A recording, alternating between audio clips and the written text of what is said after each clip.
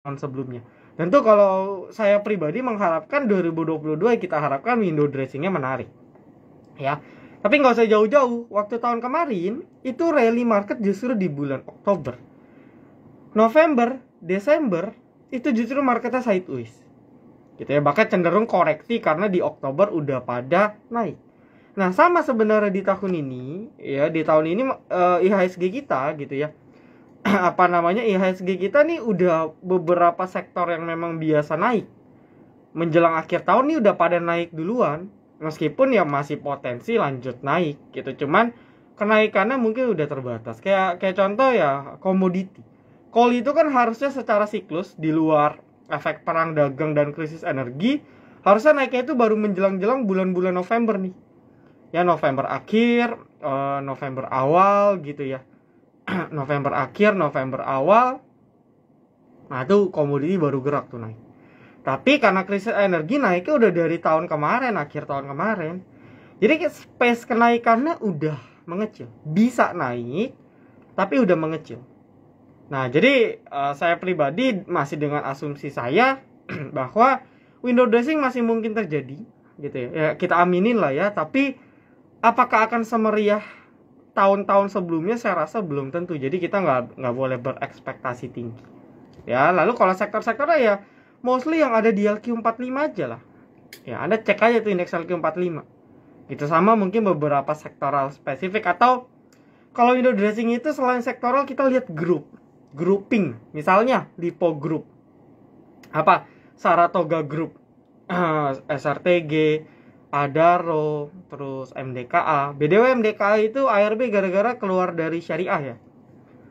Gitu ya. Mungkin next saya akan buat konten kali di dalam bentuk post. Jadi efek syariah itu kalau keluar itu impactnya juga lumayan. Karena fund manager apalagi MDK ini kan masuk LQ juga, blue chip, terus keluar dari syariah, maka semua fund yang basisnya syariah mau nggak mau mereka harus jual MDKA gitu. Ya saya juga kaget sih. Mungkin ada beberapa pertimbangan. Waktu kalau Anda ingat kita live dengan Mas Rian ya, Mas Rian dari Syariah Asam itu kan beliau udah spill tuh ada emiten blue chip yang keluar dari Syariah dan itu MDK, that's why langsung ARB. Tapi nanti habis itu harusnya balik normal lagi. Ini cuman buangan karena fund manager harus ngikutin rule of thumb-nya mereka. Gitu ya, ini sedikit spoil. Oke.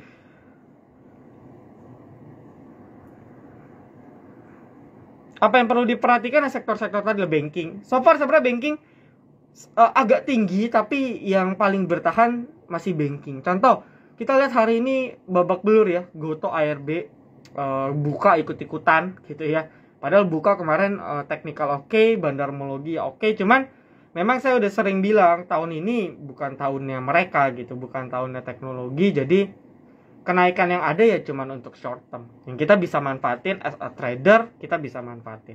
Tapi kalau investor ya bukan tahun ini intinya. Karena trennya masih turun, belum menunjukkan ciri-ciri. Itu kan yang udah selalu saya bilang. Jadi ya hari ini market turun, mayoritas kurang bagus lah ya marketnya, tapi banking so far bagus.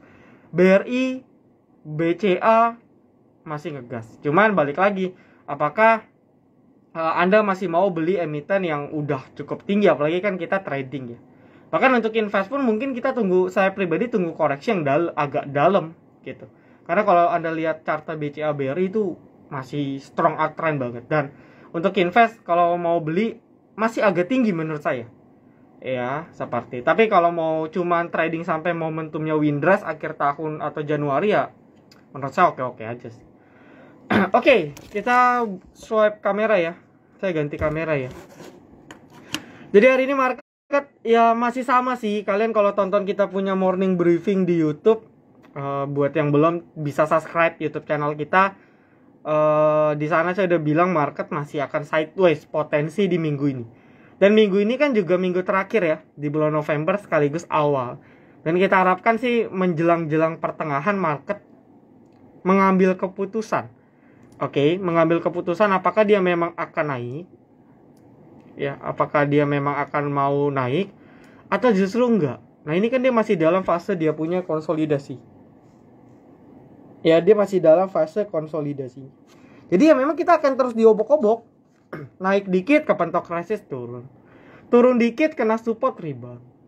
Jadi ya tinggal kita pinter-pinter positioning entry, positioning sell aja gitu. Ya, positioning entry sama sell kalau kita oke, ya kita bisa survive di market ini. Tapi kalau enggak agak berat ya, karena memang market saya itu salah satu atau dua market yang saya pribadi nggak suka. Maksud saya gini, mending turun sekalian gitu. Jadi saya cut loss habis gitu ya. Udah habis itu udah bottoming, bener-bener bottom, kita serok. Oke, INDX. ARB ya, baru sadar sih saya. Model-model INDX mungkin kayak Pico atau emiten yang gejalanya sama. To be honest, saya nggak pernah sih pasti ya ikut-ikutan trading pribadi. Tapi saya pribadi nggak pernah masukin ke rekom, ke VVIP kita, karena memang kita nih nggak bisa tebak, karena jelas kita tahu ada yang mining. Dan kita nggak tahu sih yang mau mainin ini akan pencet sell-nya ini kapan. Tinggal kita atur greedy kita mau jualnya sampai berapa. Itu doang gitu. Jadi kalau kita nggak atur kita punya greedy, sekali meleng atau selisih satu harga, ini bantingannya dalam. Contoh, Anda misalnya mau jual di 382, tiba-tiba langsung turun ke 352. Ya, atau kalau kita bedah dalam 1 menit ya. Ini mungkin pembelajaran. Ya, kalau kita bedah nih dari 372 deh contoh, langsung turun ke 350.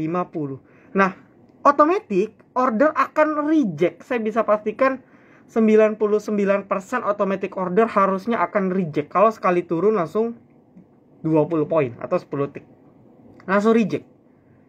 Jadi tinggal atur greedy gitu ya, dan saya makanya nggak pernah mau entry. Saya kalau udah tahu oke, bitnya tiba-tiba udah rapi, perlahan naik kayak anak tangga, udah saya nggak ikut. Kecuali ya misalnya dia baru mulai rally, memang baru mulai, saya ikut nggak apa-apa. Tapi kalau udah di atas kayak gini, saya pribadi pasti nggak ikut. Nah, kalau ditanya Becky-nya ngapain, ada kemungkinan mungkin masih ada sisa barang ya, karena kadang beberapa broker ini broker kombinasi yang isinya orang-orang yang sama.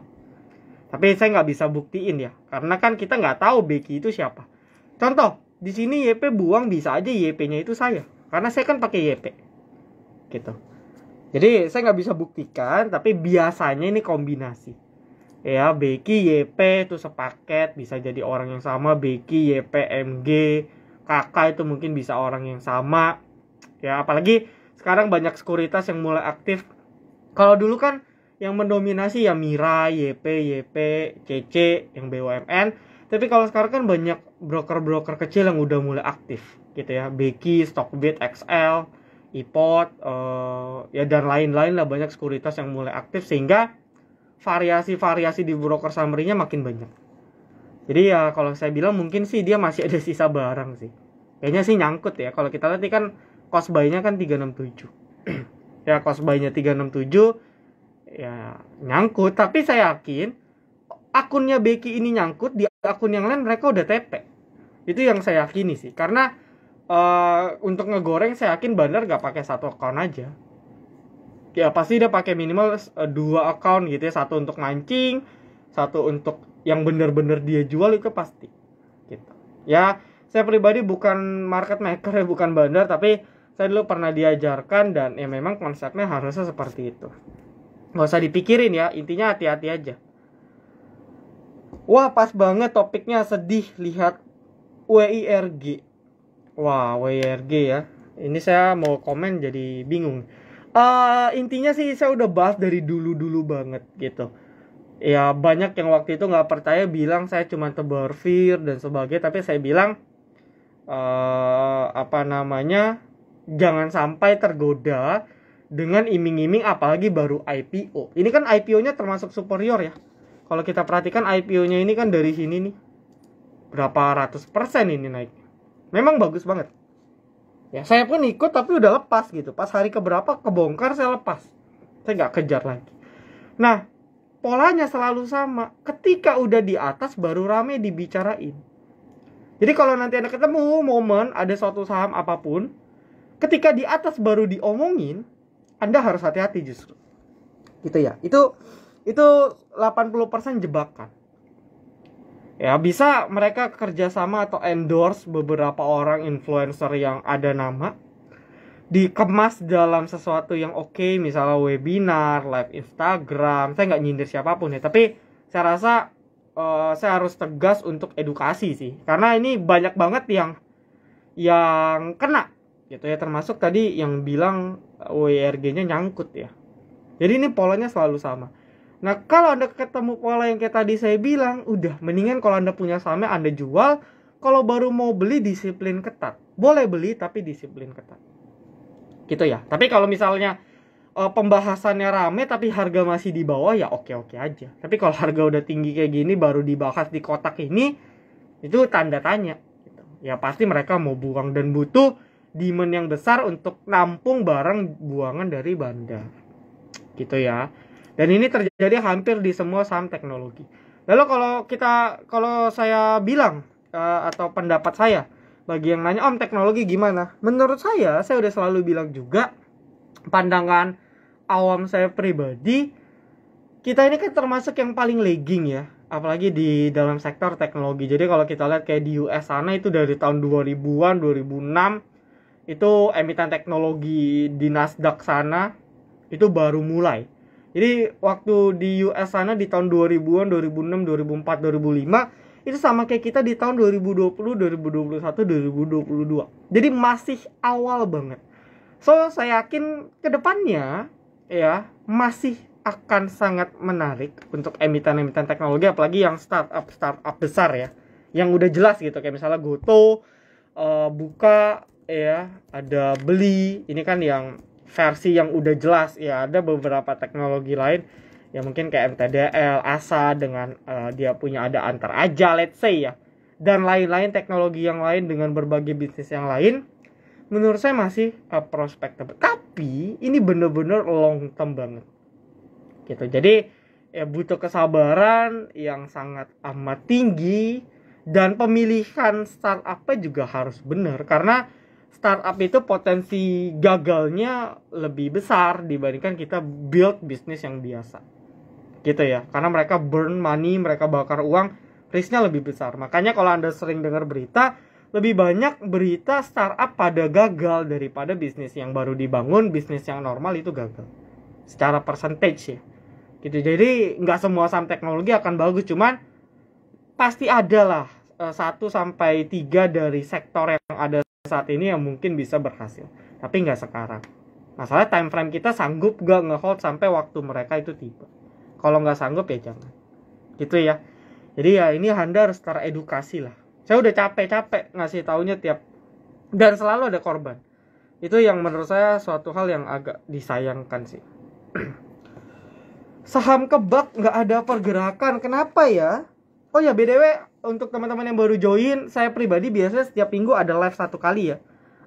Live-nya sendiri kayak gini, kita ngobrol tanya jawab bebas.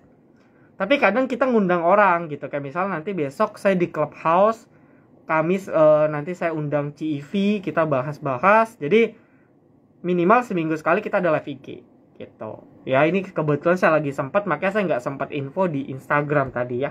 Oke, saham kebak nggak ada pergerakan.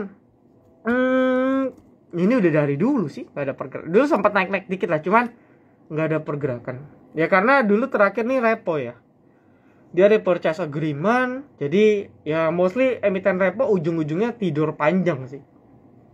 Dan butuh sentimen besar, butuh sultan yang memang bingung duitnya mau dikemanain, lalu dia beli kebak baru bisa bangkit. Kalau enggak susah. Kita jadi kalau Anda pegang, ya udahlah banyak-banyak doa atau minimal jual di pasar nego. Ini kan nggak disuspend ya. Jadi kalau ini nggak disuspend, Anda masih bisa jual. Ya Anda masih bisa jual di pasar nego. Ya, tapi harus jual di harga lebih murah dan belum pasti kejual juga. Nih, ini saya kasih contoh deh. Oh, hari ini nego nggak ada transaksi malah. Nggak ada transaksi, dikit. Nah, misalnya kayak gini nih, tanggal 10, tanggal 25, tuh. Nego 33.000, harga 50. Kejual, tapi ya sistem nego Anda bisa tanya prosedurnya ke sekuritas masing-masing ya. Prosedurnya itu gimana? Omet, Oke, ini Omet juga udah sempat saya spoil ya. Anda udah cuan juga harusnya, saya juga udah cuan. Kita terakhir ketika IF ada buang, kita udah lepas sih. Karena kita memang short term aja. So far sih akumulasi masih tinggi ya. Menurut saya ya, coba kita track dari minggu kemarin. Cuman emang marketnya jelek aja teman-teman. Ini marketnya memang agak kampret sih. Ya kalau kita lihat seminggu kemarin IF masih still akum gitu. Bahkan dari mungkin awal November ketika mereka beneran listing, ini mereka IF nih masih nampung tuh. Ya, nampung sekitar 2 jutaan. Gitu. Jadi saya nggak tahu nih mereka nampung buat apa. Cuman kalau nanti seandainya dia sideways, ini kan masih belum tahu ya. Candle hari ini kan agak drop. Ya, dia hampir jebol 258 itu kan swing low dia beberapa hari terakhir. Nah, ini kita belum tahu nih apakah dia mau jebol dulu. Kalau jebol dia pasti akan main di 250-an ke bawah di sini. Ya, tapi kalau dia ternyata besok langsung rebound, berarti dia mau coba sideways di sini. Nah, kalau dia seandainya sideways di 258 sampai let's say 270-an, sideways ya. Kuat, sideways kuat, Anda mungkin bisa entry. Itu dengan catatan si ininya masih pegang nih. Gitu. Cuman balik lagi, ini kan liquid banget. Jadi kita juga harus ngeh ya. Kadang nih hal simple kita kadang nggak tahu. Contoh, Omet ini kalau Anda lihat waktu dia listing, ini kan saham yang ditawarkan kan 40 juta lot ya. Nih kelihatan gak nih? 40 juta lot. Anda kalikan harga final, asumsi kejual full, ya tapi pasti ditebus sih. Berarti dana yang didapatkan itu hampir senilai ya let's say 800-900 M. Gitu. Sedangkan kita bandingkan dengan IPO yang lain, yang geraknya Zata deh yang fluktuatif. Ya 100 dikali 17 juta, 170 miliar. Gitu. 170 miliar Anda bandingin sama 900 miliar, selisih 5-6 kali lipat. Makanya kenapa Zata lebih fluktuatif? Ya karena dia nggak liquid banget. Liquid tapi nggak setebal si Omet. Jadi Anda bayangin ya, kalau mau naikin Omet sampai ke 276, ya Bandar butuh beli 323.000. Anda kaliin lah rata-rata di 266. Nah Anda hitung itu baru naikin beberapa tick aja, berapa persen aja. Itu butuh waktu, butuh modal sampai miliaran, sampai puluhan miliar. Terlalu tebal. Makanya pergerakannya nggak bisa seluas IPO yang lain. Jadi kita harus cek juga. Gitu. Sama lah, nggak usah jauh-jauh BRI. Ya, Anda mau gerakin BRI butuh berapa M untuk naik satu tick. Sama logikanya kayak gitu. Jadi Omet ini bukan IPO yang berfluktuasi tinggi menurut saya ya. Naik tapi mungkin berfluktuasi mungkin nggak bisa tinggi banget. Oke. BBYB. Nah, BBYB juga ini sih ke-trigger dari teknologi ya. Meskipun memang beda banget bank digital dan teknologi secara harfiah gitu ya. Meskipun memang pergerakannya sama, trennya sama. Cuman kan beda, BBYB, Arto, BBHI itu kan masuknya masih finance ya.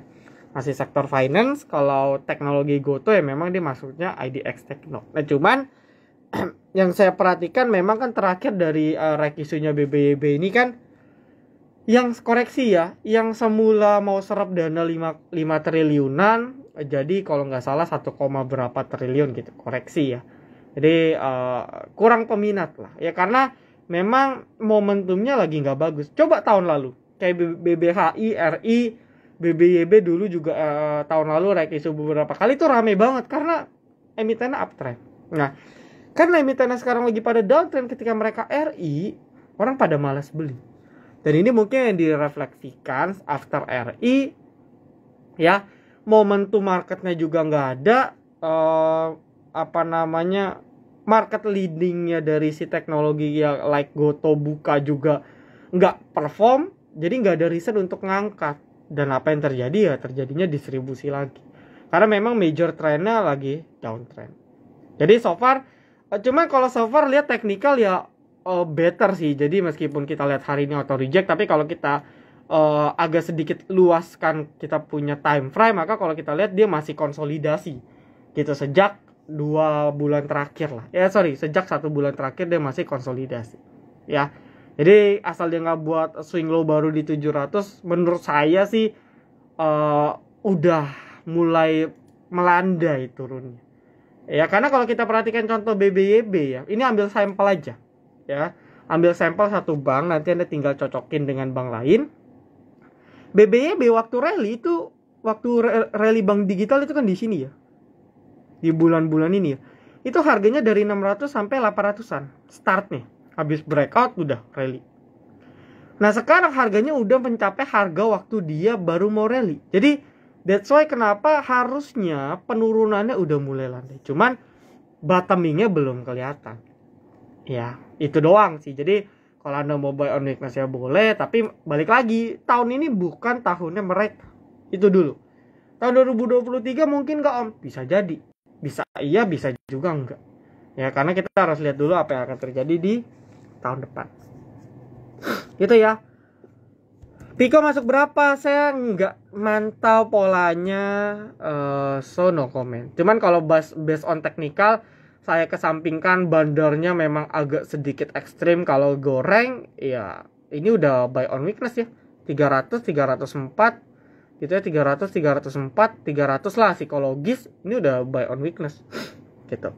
NICL, oke, ini juga saya sedikit bahas ya tadi di Instagram terkait nikel. Kita RI kalah gugatan larangan ekspor gitu ya, dan apa namanya, ditambah lagi kalau Anda perhatikan kasus COVID di China nih tiba-tiba tinggi. Itu juga yang menyebabkan kalau Anda perhatikan bursa luar tuh babak belur, apalagi Asia ya, Hong Kong, Shanghai. Gitu. Shanghai Index, Hang Seng itu babak belur. Dan seperti biasa gitu ya, kalau di China itu naik tinggi kasusnya, mereka tuh nggak segan-segan untuk melakukan lockdown.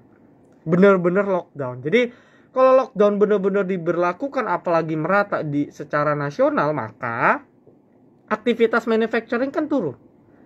Gitu. Dan mereka akan mengurangi impor-impor atau ya impor-impor bahan baku ataupun material-material ataupun komoditi gitu, karena kan activity dari manufacturernya kan turun, demand-nya turun.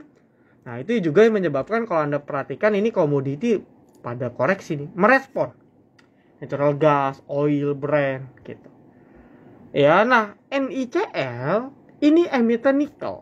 So far sih harga nikel masih oke ya, kita cek hari ini masih hijau sih ya, karena drivernya bukan dari China juga lah ya, drivernya bukan dari China doang. Dan ini emiten sebenarnya agak spesial ya, kalau Anda tahu ngikutin, kita pernah monologi dari 90-an ya, dari sini dari 85-an ke 128, hampir 50% dalam 2 minggu aja. Memang emiten ini di full akum. Jadi kalau kita based on pendekatannya broker summary, kita lihat ini jelas perusahaan yang diakumulasi sahamnya ya. Oke, CP kita kalau cek lagi dari bulan kemarin masih akum. Jadi ini akum terus. Ya, PD, CP. Kalau kita track dari awal-awal rally itu PD akumnya sampai jutaan. Nah, cuman emitennya memang belum bergerak yang gimana. Baru hari ini ada sedikit pergerakan. Dia closing di atas angka strong resist 109, 110. Dengan volume yang belum gede-gede banget, tapi udah lumayan. Gitu. Ya, jadi as a trader ya kita bisa, tentu kita mengasumsikan ini emiten potensi breakout. Apalagi hari ini breakout dikerek sama si PD. Ya, dan PD memang bandarnya si NICL dari dulu. PDCP. Jadi ini menarik ya, disclaimer on dulu, bisa masukin ke watchlist tentunya kalau emiten nikel akan perform lagi. Asal dia bisa konsisten bertahan di atas 109, 110, ini akan continuation. Ya, dia akan melanjutkan lagi tren kenaikannya. Ya, mentok-mentok ke 120 lah. 120, 123. Mentok-mentok ke sini. Kalau bisa bertahan. Nah, ini cek dulu besok. Takutnya kepentok balik. Tapi oke ya. Ini bisa masuk ke dalam watchlist. Ya, bisa masuk ke dalam watchlist. WIRG apakah bakal tembus harga IPO? Bisa banget ya. Itu Goto all time low hari ini. Ya kan? Goto nih all time low 173. Dan banyak emiten teknologi lain juga banyak yang all time low, meskipun bukan emiten teknologi ya. Emiten-emiten IPO rata-rata memang dia akan bentuk all time low gitu. Setelah naik 1-2 minggu, minggu berikutnya perlahan turun. Jadi ya kalau posisi nyangkut sebenarnya saya agak bingung untuk kasih advice. Kalau saya sih sistemnya tega ya. Saya buang, sakit sih memang dibuang, tapi saya pindahin ke yang on track. Karena gini sih, ibaratnya itu kalau kita nyimpen emiten nyangkut yang gak jelas dan kita sendiri gak punya keyakinan untuk keep, itu sama kayak kita nyimpen daging busuk di dalam kulkas gitu. Akibatnya apa? Semua yang ada di kulkas bau busuk, betul ya? Yang busuk sebenarnya dagingnya doang, tapi gara-gara kita taruh di kulkas semuanya jadi ikutan busuk. Nah, di saham tuh apa yang busuk? Psikologis kita gitu. Jadi karena kita udah terfokusnya sama WIRG, Goto, Buka, BBYB, BBHI, Arto, Buka, Beli, Goto, WIRG dan sebagainya, kita jadi nggak bisa manfaatin momentum-momentum yang jelas ada di depan mata kita gitu. Ya kayak contoh mungkin misalnya emiten ini NICL, atau mungkin sektoral lain yang banking konvensional yang lagi keren gitu. Jadi kalau saya sih tega, saya buang tuh daging busuk biar kulkas saya fresh lagi, biar porto saya fresh lagi, psikologis fresh lagi, trading akan enak. Ya coba deh, kalau nggak percaya coba deh, memang sakit sih gitu. Ya, tapi kalau Anda punya keyakinan banget, Om saya yakin banget, saya udah research mati-matian Goto bagus, ya silakan keep sesuai Anda punya plan. Gitu doang, simple ya.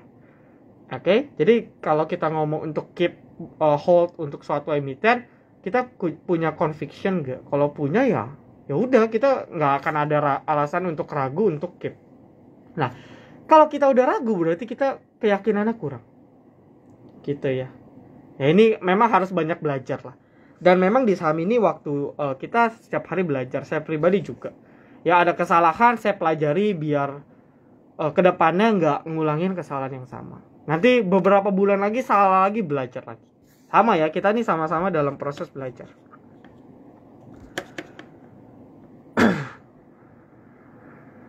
Bang, GDST ada pola berulang. Pola berulang apa tuh yang repeat? Oh iya, betul-betul ya. Maksudnya dia bentuk pattern ya. Ini pattern ini kita bisa asumsikan sebagai wedge, tergantung kita sudut pandangnya. Bisa bullish wedge, falling wedge gitu ya. Ini kan bullish wedge punya bullish, atau flag ya, bullish flag. Ini juga sama ya. Ini lebih ke arah wedge sih. Karena wedge itu kan agak ngerucut. Kalau flag itu dia turunnya sejajar. Oke?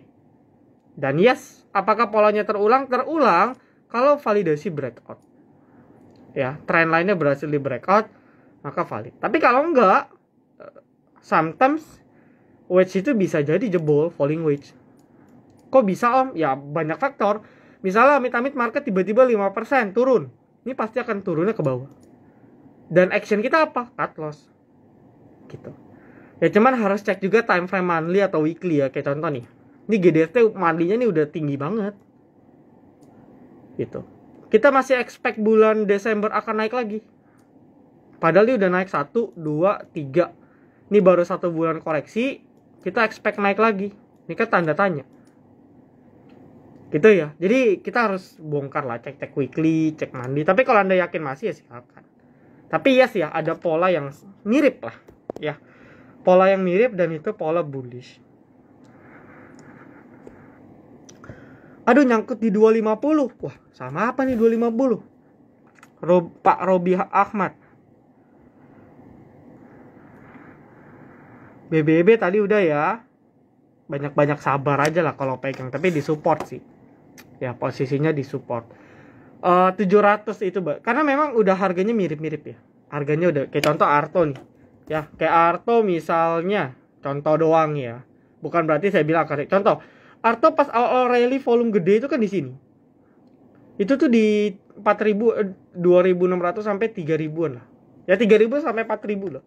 Dan ini udah hampir mendekati 4.000. Jadi udah mulai ke harga sebelum dia rally. Jadi ini kan bisa dibilang harga yang wajarnya secara dari chart. Jadi ya mungkin aja penurunannya udah melandai. Tapi belum terkonfirmasi reversal. Itu doang. Masalahnya itu doang.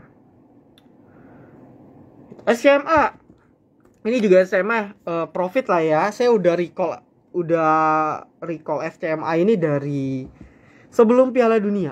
Karena memang selalu gitu ya, buy on rumor, sell on news.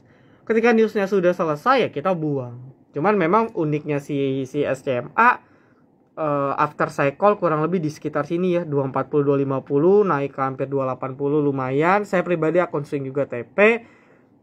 Sekarang dia lagi turun nih. MTEK-nya lebih parah ya. Jadi kalau kita bilang MTEK-nya tuh lebih tragis lagi daripada si SCMA. Nah, ini membentuk pattern yang jarang muncul ya di beberapa saham, sering tapi jarang muncul dan jarang di notice ya. Ini pattern broadening.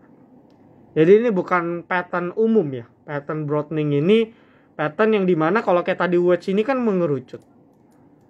Kalau broadening dia kebuka kayak toa gitu. Jadi time frame-nya atau fluktuasi akan lebar. Nah, kalau kita asumsikan dia ngikut patternnya broadening, harusnya dia akan ke sini. Ya, harusnya dia akan ke broadening kayak yang atas. Gitu. Nah, lalu berikutnya ini kan kemarin kan reject ya. Karena memang SMA ini sama lah kayak emiten teknologi, mereka atau saham ini trennya secara teknikal memang lagi down. Ya, Anda lihat trennya down. Dan ini lagi fase validasi gitu, meskipun belum valid 100% ya. Jadi ini belum valid karena breakoutnya juga cuma nyentuh sehari habis itu kempes. Dan pas EMA 200 ini juga validasi. Nah, apakah kuat bertahan di atas EMA 200? Kalau dia balik, ya dia akan balik sideways. Atau kemungkinan terburuk bisa aja dia buat all time low lagi turun, bisa. Atau konsolidasi. Karena ini kan udah strong support dari hampir 6 bulan terakhir ya. Gitu. Nah, tapi kalau dia ngikut broadening bisa aja dia ke broadening atas. Bisa banget. Lalu kalau kita lihat fun fact-nya sih SMA sih so far masih bukan big akum sih. Masih dalam tren yang akumulasi. Gitu. Kayak contoh hari ini turun 3%. Ya, CC YP buang tapi LG BB ini masih akum. Beda sama MTEK ya. Anda kalau cek MTEK itu distribusi. Dan teknikalnya agak lebih serem ya. Gitu. Dalam seminggu kemarin juga SMA koreksi tapi masih akum. Dari sebulan kemarin akumnya lebih gila lagi. Tuh. Nah, cuman time frame-nya aja gitu. Ya, time frame-nya Anda sesuaikan aja. Cuman ya itu outlook-nya SMA ya. Jadi masih ya candle-candle penentuan lah. Apakah dia memang masih konsisten, mau coba retest resist lagi? Kalau itu ya masih potensi, kalau enggak ya balik sideways lagi. Gitu aja. Kalau bull repo ya saya agak malas bahas sih. Ya. Perkapalan mungkin yang lagi on itu aja, TPM aja. Kalau win sama lead kan kayaknya akan mulai fase konsolidasi yang lumayan sehat ya. Akan masuk fase konsolidasi yang mulai agak lama lah. Ya mungkin 1-2 hari naik pasti ada, tapi secara tren mungkin konsolidasi. Gitu. Kalau kayak TPM itu baru. Ya tapi silakan disclaimer on, dicek ulang aja ya. Dia punya technical gimana. BBSS saya no comment. Bandara beberapa bandara repo sih, jadi no comment saya. Sen, oke.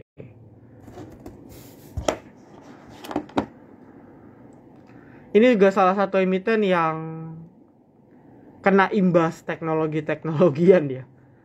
Sen ini, padahal kan dia kan emiten tower ya. Emiten tower, sektor pertoweran juga nggak jelas, masih downtrend. Harga Sen juga bisa kita bilang udah mulai balik harga sebelum rally. Gitu ya, harga waktu rally waktu pandemik itu di sekitar 100-an, 100, 120, 130. Mirip-mirip dengan emiten teknologi yang udah mulai mencapai strong supportnya. Dan ya ini kenaikan atau secondary movement ya. Kalau Anda sering bilang, saya sering sebut, nah ini secondary movement.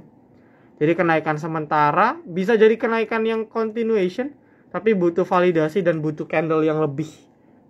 Jadi kalau belum terjadi ya kita bisa asumsikan masih hanya sebatas pergerakan secondary. Itu ya, uji 150 tadi udah. Ya mungkin ya kalau tembus 150-an, kayak waktu itu Maret tembus 140 kan masih rally. Nah ini kalau sama tembus kita 155-an ya mungkin potensi mungkin short term masih menarik. Atau secondary movementnya mungkin masih tinggi lah, masih panjang dan kita masih bisa manfaatin ke next resistnya. Tapi kalau ini aja nggak bisa dijebol 155, ya udah dia akan sideways, atau the worst scenario dia akan all time low, turun lagi. Karena trennya kan turun, ya. Jadi nature-nya downtrend ya dia akan turun. Meskipun dalam penurunan ya pasti ada naiknya ya. Gitu. Ini kan nature-nya. Gitu ya. Jadi sebenarnya sih agak simple lah ya, analisis teknikal. Kalau kita udah bisa kita bisa mengkonstruksikan tren dalam chart itu gimana, itu harusnya udah enak. Tinggal kadang kita memang nggak sesuai dengan time frame.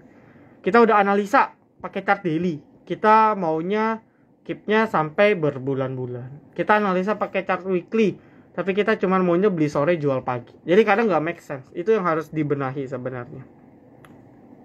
Oke ya. MDK tadi saya udah bilang ya. MDK itu dia keluar dari efek syariah. Karena efek syariah itu di review 6 bulan sekali ya, koreksi. Kemarin kita kan ada live IG dengan syariah saham. Mereka komunitas nomor 1 sih menurut saya, yang memang fokusnya untuk edukasi saham syariah. Jadi kalau teman-teman akun syariah mungkin bisa follow IG-nya mereka tuh. Ya kemarin kita live IG juga sama mereka. Ada di story, ada di kita punya profile juga di bio. Saya save, Anda bisa tonton kita punya live. Jadi efek syariah udah enggak ya, dia masuknya non syariah. Maka ya semua fund manager apapun itu yang basisnya syariah yang ada masuk MDKA wajib mereka buang dalam rentang waktu tertentu. Nah rentang waktu ini to be honest saya belum tahu ya. Mungkin sometimes kalau saya ketemu manajer investasi saya tanya tuh, dari dia keluar efek kira-kira rentang waktunya berapa lama. Itu tapi biasa dalam 1 hari respon market udah kelihatan. Gitu ya. So far kita harus ngecek sih nanti MDK after dia keluar dari efek syariah gimana. Ya, biasanya butuh waktu beberapa hari untuk dia stabil. Habis itu dia akan balik ke tren yang seharusnya. Contoh misalnya tren awalnya uptrend, tiba-tiba karena satu event ya, one time event dia turun. Ya tapi habis itu dia harusnya balik uptrend lagi karena nature tren awalnya adalah uptrend.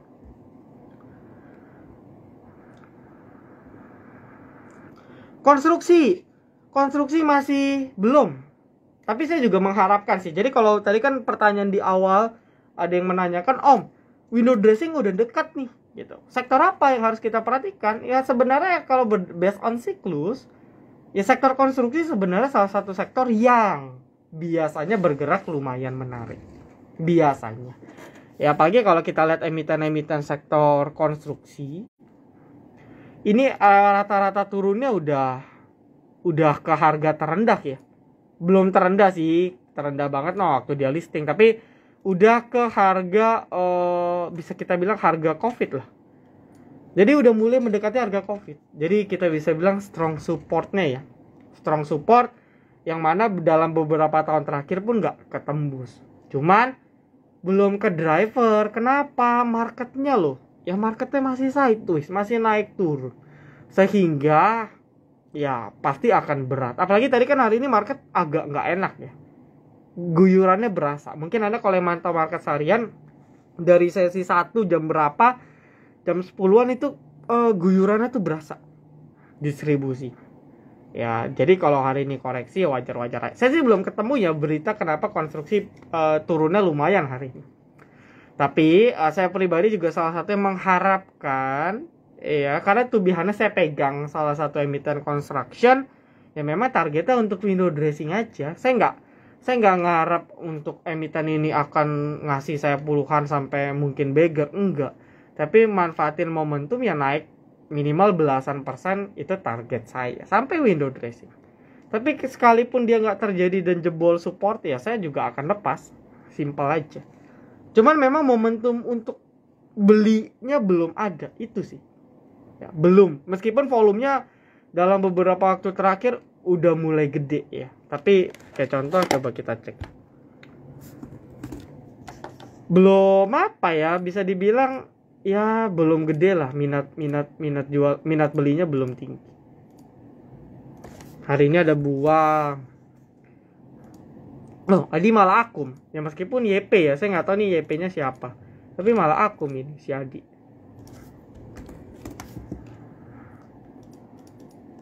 CP dibuang, PTPP dibuang, WSKT dibuang. Oke ya. Lalu nextnya, jual beli IPO buat nutupin loss. Wah, kalau itu terserah ya. Saya doakan yang terbaik. Karena IPO kan juga kita nggak bisa dapat full ya. Contoh Anda masukin lah seluruh modal Anda misalnya 10 juta. Kadang kalau kita cuma dapat 5%, kita cuma 500.000 gitu. Jadi ya sayangnya IPO gitu, dapat dikit, naiknya banyak, tapi karena dapat dikit jadi nggak dapat banyak-banyak banget. Dapatnya banyak, kita justru cemas. Waduh, nanti malah nggak naik, nanti malah turun. Jadi ya IPO serba salah. Makanya di sistem IPO menurut saya cuma mau IPO ini untuk jajan aja gitu.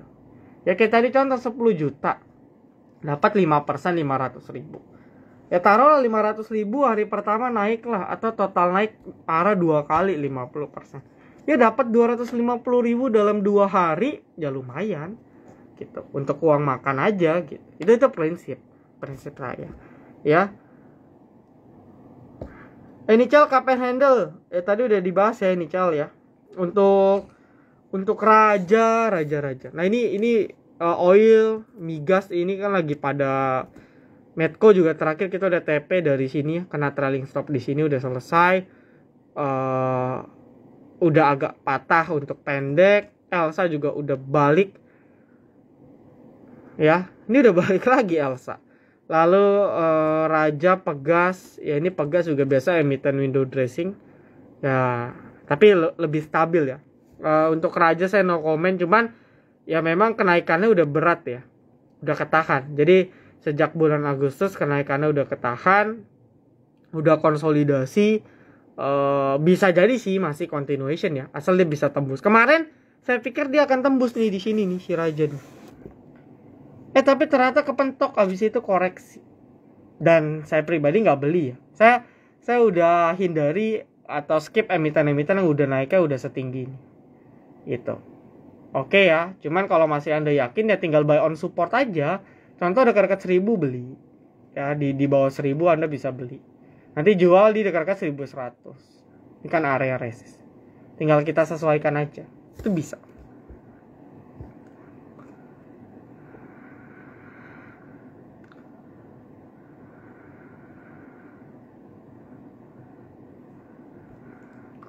Grup Panin.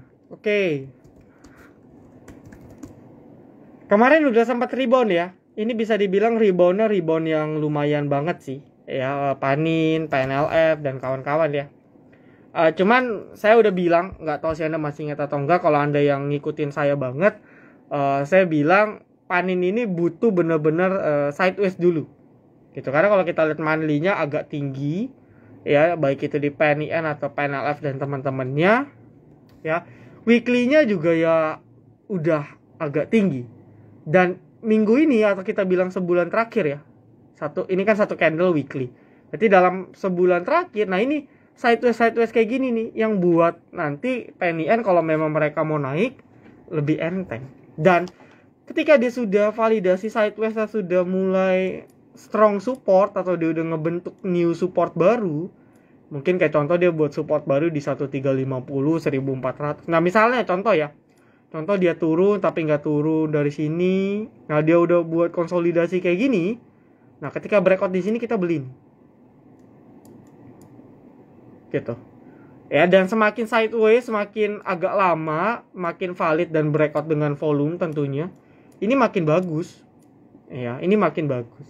Jadi Panin ini kan buy on rumor ya sebenarnya, meskipun harusnya rumornya itu valid dan newsnya belum. Jadi prinsip saya sih selagi newsnya belum, menurut saya masih akan ada tarikan harusnya.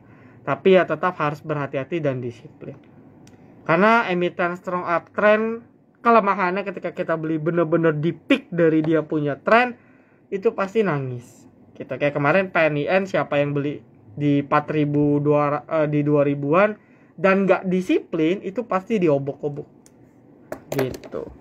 Oke ya, initial tadi udah dibahas, so far bagus ya karena breakout di 109 110. Anda bisa cek di atas batas itu, kalau masih bertahan berarti bagus. Gua nggak kebayang yang hold arto harga pucuk, waduh. Pasti ada. Pasti ada. Cuman ya mungkin mereka diamond hand, dan kalau Anda sultan, Anda unlimited, ya Anda top apa aja terus gitu. Tapi kan kita nggak bisa kayak gitu. Ya kalau bisa pakai duit monopoli nggak apa-apa deh. Ya saya juga mau kalau kayak gitu ya. Oke. Lalu ADMR.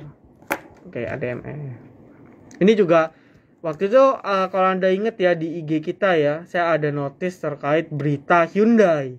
Ya, dia kerja sama ADMR. Pas banget setelah naik, beritanya sore keluar. Padahal bagus nih, dia mau breakout. Ya, meskipun saya belum beli ya. Oke, pas banget keluar berita kempes. Gitu, dan bukan nanggung-nanggung ya, dari 2000 ke 1600-an. Sekarang ini turunnya hampir 20%. Dalam juga. Nah, so far ADMR juga dalam fase sideways yang lumayan panjang, bukan panjang-panjang lagi sih. Sideways-nya udah dari 5 bulan yang lalu. Jadi kalau udah sideways ya prinsip kita buy on weakness gitu. Buy on weakness 1600-an misalnya, sell on resistance 1900 sampai 2000. Udah sesimpel itu.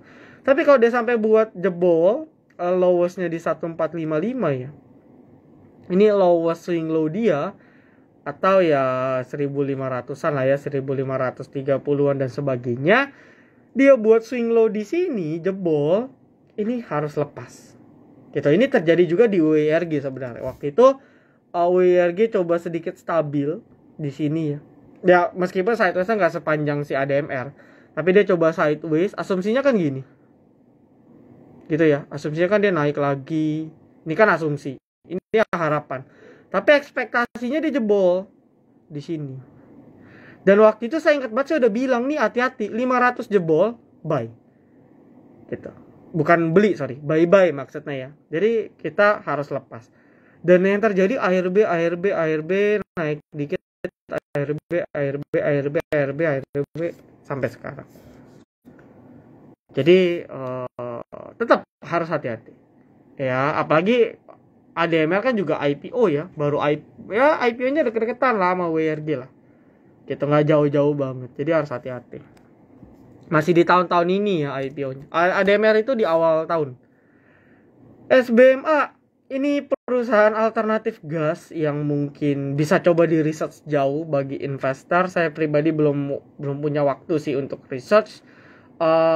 Ya masih sideways karena sektoralnya pegas, raja, migasnya kempes lagi. Jadi nggak ada katalis yang mungkin bisa dongkrak emitennya. Tapi kalau saya perhatikan ini ada sedikit divergen ya. Ada sedikit divergen yang ya bisa kelihatan sih divergennya di sini. Ya, ada sedikit mungkin divergen yang bisa kita perhatikan di emiten siapa namanya? Si SBMA ini, cuman mungkin katalisnya belum aja. Tapi biasanya emiten-emiten gorengan kayak gini kalau market lagi jelek, misalnya besok amit-amit jelek lagi, biasanya sih digoreng karena ini pas di EMA 200 ya. Jadi biasanya dekat-dekat EMA 200 dia reject. Ini good lah, ini bisa masukin WL ini. Ya stop loss di sini aja, swing low terakhir di 200. Gitu. Ini di 200 sudah. Beli 210 misalnya. TP ya dekat-dekat resist berapa nih? Di 220-an misalnya, 216 220. Ya stop loss 200. Gitu. Itu bisa. Karena ini on support sih. Iya. Tapi selagi dia belum breakout, dia punya trendline yang ini, ya dia masih akan kempes. Jadi paling cuma nyentuh sampai trendline kepentok turun lagi. Gitu ya. Jadi selagi itu belum dijebol ya sulit. PNBS. Oke, PNBS.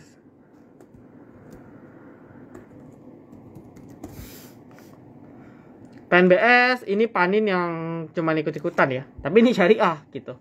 Kalau yang lain kan akun syariah nggak bisa beli. Nah, untuk panin ya, untuk PNBS ini sih ya contoh, Om saya mau beli panin. Saya yakin panin momentumnya masih ada. Ya jangan beli panin sih. Anda bisa swing PNIN, PNLF, kalau nggak PNBN. Gitu. Kalau PNBS ini ya kadang saya beli juga sih. Kalau misalnya PNIN, PNLF udah naik tinggi. Nah, saya baru alternatif pindah ke PNBS. Gitu. Jadi so far dia masih sideways aja ya, 90 sampai 70. Masih sideways ini. Masih sideways dia. Gitu. Ya, momennya gitu-gitu aja, paling naik 1-2 candle, turun 1-2 candle. Naik 1%, 2%, turun 1%, 2%. Jadi ya masih gitu-gitu aja. BBKP no comment ya. Dari drama-drama Bosowa juga Kukmin gitu ya, ini nggak ada kejelasan sih ya, dan ini kan juga bukan digital sebenarnya ya.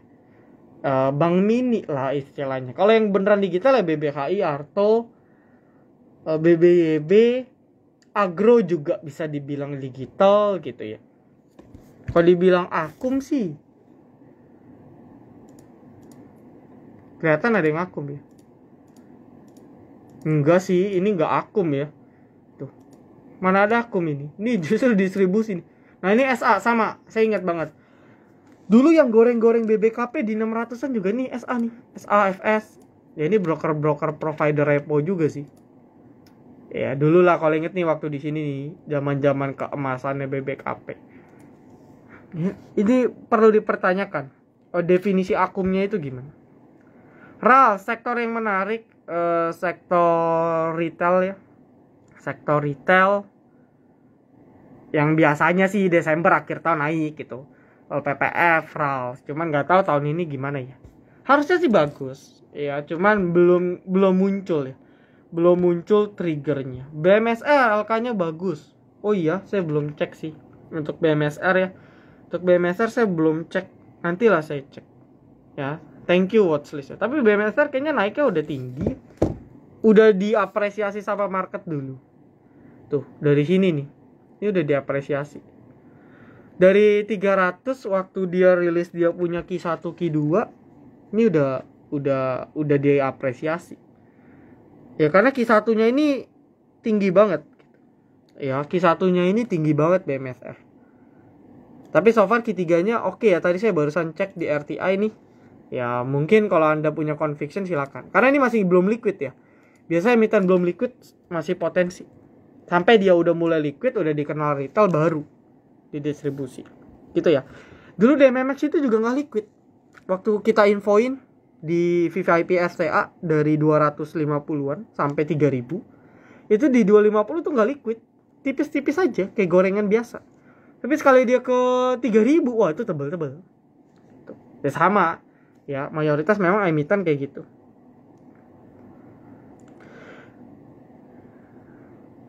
GZCO CPO masih belum ya. Kemarin gagal breakout 44. Masih akan berada dalam tren yang turun. Time frame pendeknya sih sideways ya.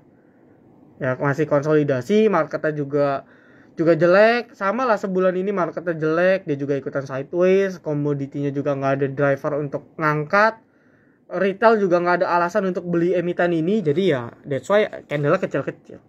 Nah ini juga salah satu ciri emitennya sepi ya, candle kecil-kecil kayak gini,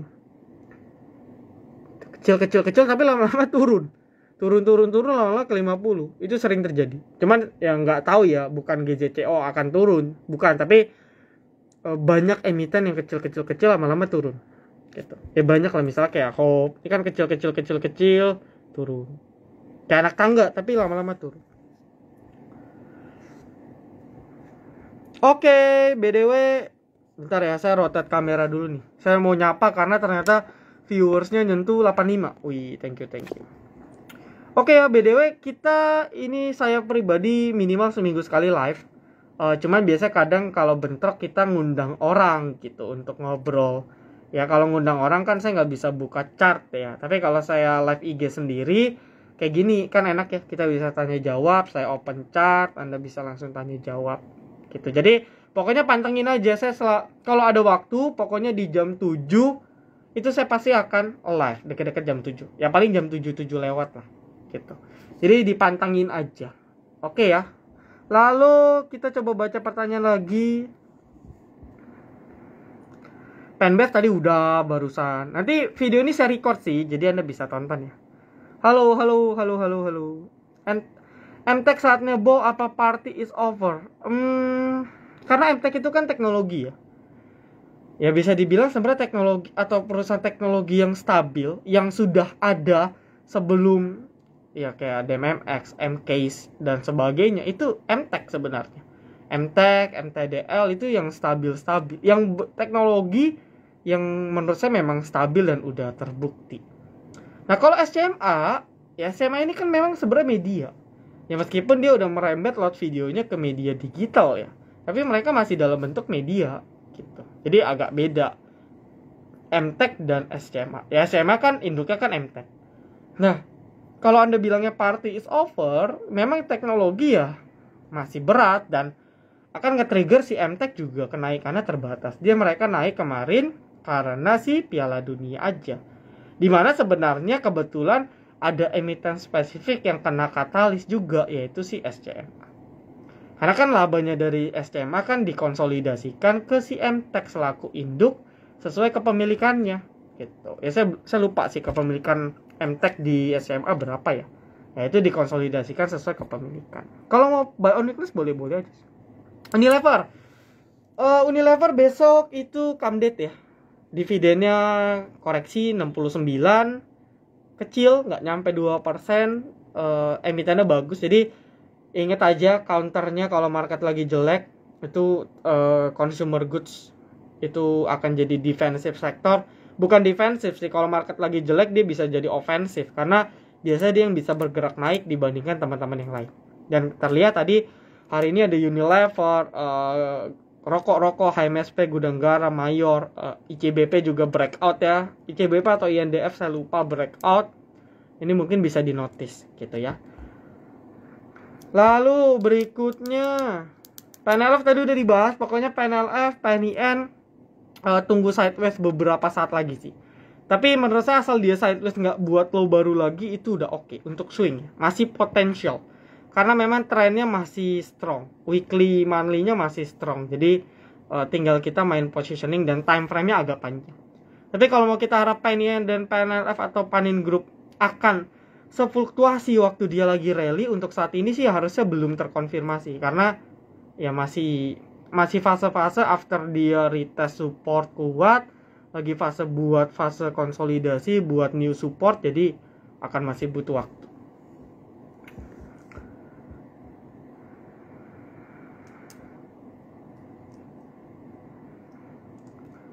SCMA tadi udah, Tekim INKP, ya ini pulp ya, pulp and paper juga di window dressing biasanya oke. Commodity oke ya, nikel, pulp and paper, cuman memang komoditi ya masih berat ya dalam minggu ini. Dan memang marketnya sih, sekali market bisa tembus 7.130, saya yakin komoditi-komoditi yang memang strong itu akan keangkat.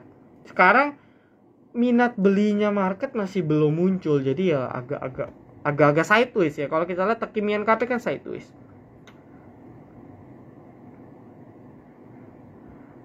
Ternyata yang nanya banyak. Coba. Gimana prospeknya RAL, Sido, dan Aces? RAL tadi udah saya bahas, dia emiten retail. Ya, kita tahu lah ya, Ramayana mirip banget sebenarnya sama LPPF. Biasanya kalau Anda cek historis itu di bulan Desember mereka bagus, Desember Januari mereka bagus biasanya. Dan ini kan belum Desember. Jadi kalau Anda mau spekulasi sebenarnya boleh-boleh aja gitu. Ya kalau LPPF kan memang harganya udah agak tinggi, lagi di resisten lah. Kalau si RALS kan memang harganya masih di bottom ya, di 600 ke bawah. Jadi mungkin kalau mau buy on weakness ya bisa di RALS. Ya kalau dibilang prospek, RALS ini masih dalam prospek recovery ya after pandemi, karena ya memang kena dampak yang cukup signifikan. Tapi RALS ini perusahaannya sehat kok. Ya, perusahaannya RALS ini sehat, dan dulu kan saya pernah bermitra di luar saham dengan Ramayana ya, bisnis lah dagang gitu ya, kita supplier, kita masukin ke Ramayana. Jadi memang waktu pandemik tuh berasa banget gitu dampaknya, kayak gitu penjualan waktu ke Ramayana juga. Tapi yang saya perhatikan juga Ramayana ini apa ya, bisa dibilang banyak inovasi. Ini bahas Ramayana juga benar, karena saya cukup kenal dekat meskipun nggak deket-deket banget ya. Jadi singkat cerita, kalau Anda tahu, Ramayana itu di Jatinegara, Jakarta Timur sana itu ada yang namanya Ramayana apa ya, Prime atau apa itu saya lupa. Jadi itu konsepnya bukan kayak supermarket atau Ramayana yang jualan baju aja. Itu bener-bener kayak seperti mallnya Ramayana. Itu Ramayana Prime atau apa gitu. Jadi Ramayana ini udah mulai banyak. Kalau dulu kan dia fokusnya kan menengah ke bawah, ya kan. Nah sekarang nih mereka udah mulai fokus ngincer menengah ke atas. Nah itu lewat Ramayana yang tadi saya sudah sebut. Ya, saya lupa tapi namanya, karena saya udah nggak partneran lagi sih, kebetulan udah putus. Jadi sedikit cerita tentang Ramayana, dan mereka lagi fase recovery. Dulu saya jadi supplier mereka pun mereka bayarnya lancar loh, ya. Waktu pandemik nggak ada satu kali pun mereka tunggak, gitu. Dan saya nggak ada denger sih Ramayana tuh nunggak, karena cashnya mereka setahu saya tuh lancar. Jadi ya mungkin ketika udah recovery, udah benar-benar normal.